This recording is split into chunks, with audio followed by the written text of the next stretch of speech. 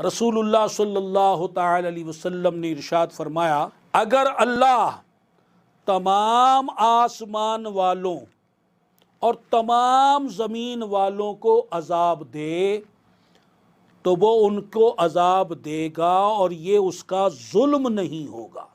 اگر تمام آسمان والوں اور تمام زمین والوں کو وہ عذاب دے تو یہ اس کا ظلم نہیں ہوگا۔ اللہ تعالی ظلم سے پاک ہے۔ اب اس ایک قول نے کتنے مسئلے حل کر دیے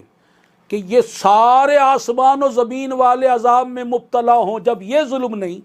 تو اگر کسی کو بیمار کیا، تنگ دست کیا، فاقے میں مبتلا کیا، ایکسیڈنٹ ہوا، پاؤں ٹوٹ گیا، ہاتھ ٹوٹ گیا، آگ لگ گئی، جھگڑا ہو گیا، قتل ہو گیا، پریشانیاں آ گئی، مصیبتیں آ گئی، بلائیں آ گئیں، تو کوئی اس کو کیسے ظلم کہہ سکتا ہے؟ اللہ تبارک و تعالی یا تو عدل فرماتا ہے یا فضل فرماتا ہے، وہ ہرگز ظلم نہیں فرماتا، ظلم سے وہ پاک ہے، وہ عدل فرماتا ہے یا فضل فرماتا ہے۔ اب جو کچھ ہونے والا تھا وہ اس نے لکھ دیا اور اس کا ظہور ہو گیا، اس میں ظلم کہاں سے آ گیا؟ اب آگے حدیث پاک سنیے، فرمایا اور اگر وہ ان پر رحمت فرمائے، تمام آسمان والوں پر اور تمام زمین والوں پر رحمت فرمائے، تو اس کی یہ رحمت ان کے اعمال سے بہتر ہے۔ اور فرمایا کہ اگر تمہارے پاس احد پہاڑ جتنا سونا ہو، احد پہاڑ کئی میلوں میں پھیلا ہوا ہے، فرمایا احد پہاڑ جتنا سونا ہو، جس کو تم اللہ کی راہ میں خرچ کر دو، خیرات کر دو، تو اللہ تعالیٰ اس خیرات کو، اتنی بڑی خیرات، اس وقت تک قبول نہیں فرمائے گا جب تک تم اللہ کی ہر تقدیر پر ایمان نہیں لاؤ گے۔ اگر کوئی تقدیر کا منکر ہے تو اس کی تو نیکی قبول ہی نہیں ہوگی۔ اگر کوئی یہ کہے تقدیر ہر انسان خود بناتا اپنی تقدیر اور ہم اپنے ہاتھ سے اپنی تقدیر بناتے، وہ تو منکر ہو گیا اس تقدیر کا جو اللہ نے بنائی ہے، جو اللہ تعالیٰ نے لکھی ہے، جو اللہ تعالیٰ نے لکھ دی اس کے لیے، وہ اس کے خلاف کام کیسے کر سکتا ہے؟ اللہ نے جب اپنے علم سے جان لیا کہ زید فلاں وقت یہ کام کرے گا، اس کے ساتھ یہ کچھ ہوگا،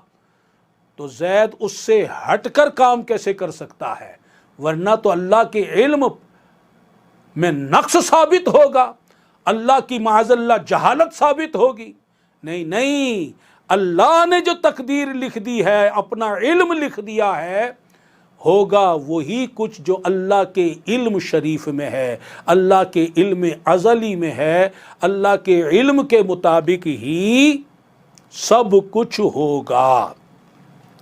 تو فرمایا کہ اگر تم احد پہاڑ کے برابر بھی سونا خیرات کرو، اللہ کی تقدیر کا انکار کرو، نہ مانو، تو اللہ تمہاری یہ نیکی، یہ خیرات قبول نہیں فرمائے گا۔ اور تم یہ یقین رکھو کہ تمہیں جو کچھ بھی پہنچا ہے، جو چیز بھی پہنچی ہے، وہ خواہ تمہارے لیے اچھائی ہو، برائی ہو، بھلائی ہو، وہ تمہیں تکلیف دہ بات ہو یا راحت والی بات ہو، وہ تم سے ٹل نہیں سکتی تھی۔ اور جو چیز تم کو نہیں پہنچی، یعنی جو چیز تمہیں پہنچ گئی ہے، جو تکلیف پہنچ گئی، بھلائی پہنچ گئی، اس نے آنا ہی آنا تھا، کیونکہ اللہ کے علم میں ایسا ہی تھا، اللہ نے ایسا ہی لکھا تھا۔ اور جو چیز تمہیں نہیں پہنچی،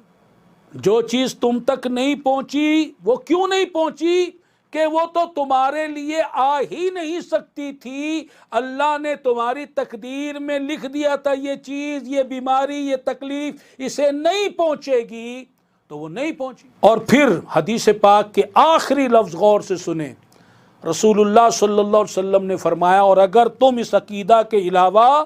کسی اور عقیدہ پر مرے تو دوزخ میں داخل ہوگے۔ الامان والحفیظ، تو تقدیر پر ایمان لانا ہر مسلمان پر فرض و لازم و ضروری اور اس کے ایمان کے لیے ضروری ہے۔